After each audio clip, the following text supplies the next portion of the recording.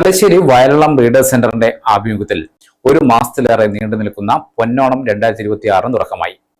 Karayi Rajan MLA ഉദ്ഘാടനം ചെയ്തു. Readers centre അങ്കണത്തിൽ നടന്ന പരിപാടിയിൽ readers centre president Suresh Komath അധ്യക്ഷനായി.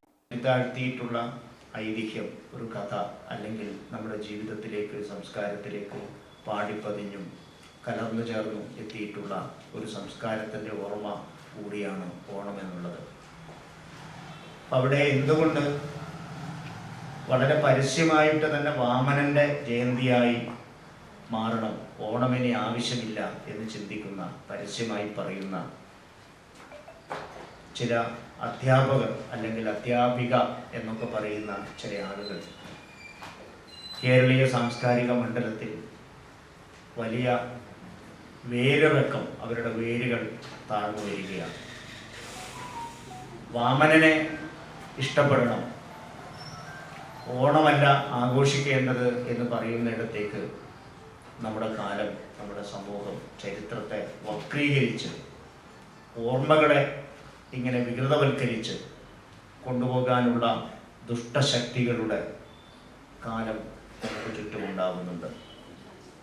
പക്ഷെ അപ്പോഴും അവിടെ പ്രതീക്ഷയുടെ വെളിച്ചം കെട്ടുപോയിട്ടില്ല എന്നാണ് പല അനുഭവങ്ങളും ചൂണ്ടിക്കാണിക്കുന്നത്.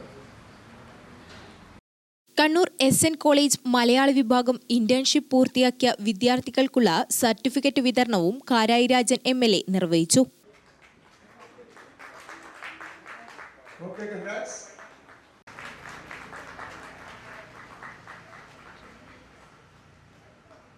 പിന്നീട് ഗംഭീര പ്രസംഗമൊക്കെ കാഴ്ചവെച്ച് സജീവമായി പങ്കെടുക്കുകയും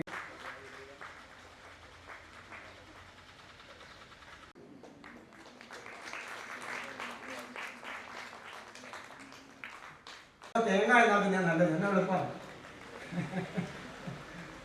ഓക്കെ, സർട്ടിഫിക്കറ്റ് മാറ്റി വെച്ചു, ദേവാങ്കരം എന്ന് എഴുതിപ്പോയി. തേങ്ങാണെന്നാണ് എല്ലാ പരിപാടികളിലും സജീവമായിട്ട് ഇടപെടുകയുണ്ടായി.